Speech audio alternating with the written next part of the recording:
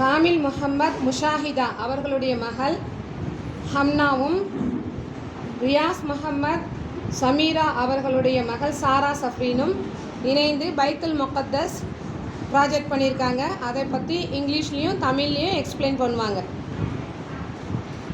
அஸ்ஸலாமு அலைக்கும் வரஹ்மத்துல்லாஹி தஆலா பரகாத்துஹு. Today I am going to speak about a very special place called Masjid al-Aqsa. Masjid al-Aqsa is in the city of Jerusalem. It is one of the holiest mosques for Muslims after Masjid al-Haram and Masjid al-Nabawi. It is the first Qibla for Muslims after Masjid al-Haram. It is the first Qibla for Muslims, which means in the early days of Islam before change to Makkah. Masjid al-Aqsa is also very important because our beloved Prophet Muhammad was taken there during the Isra and the Mi'raj, the miraculous night journey.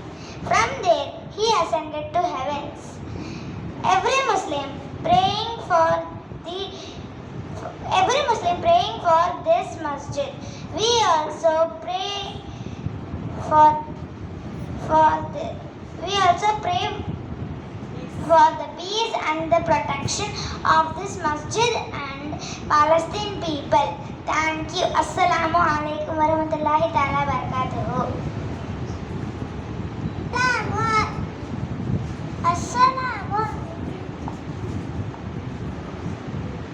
Assalamu alaikum warahmatullahi ta'ala barakatuhu. இன்று நான் Al-Aqsa பள்ளிவாசலை பற்றி பேசுகிறேன். Al-Aqsa பள்ளிவாசல் பாலஸ்தீன் நாட்டில் Jerusalem நகரத்தில் அமைந்துள்ளது. இது முஸ்லிம்களுக்கு மிக புனிதமான பள்ளிவாசல். உலகில் 3 முக்கிய புனித பள்ளிவாசல் உள்ளன. முதலாவது மக்காவில் இருக்கும் மஸ்ஜிதுல் ஹராம், இரண்டாவது மதீனாவில் இருக்கும் மஸ்ஜிதுல் நபவி, மூன்றாவது ஜெருசலமில் இருக்கும் மஸ்ஜிதுல் அக்ஸா. இது முதல் கிப்லாவாக இருந்தது. பிறகு அல்லாஹ் உத்தரவின்படி நம் தொழுகை செய்ய மக்காவிற்கு மாற்றப்பட்டது.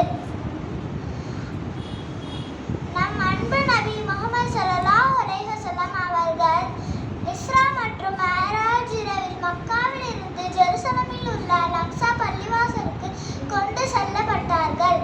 அங்கிருந்து வானுலகத்திற்கு பயணம் செய்தார்கள்.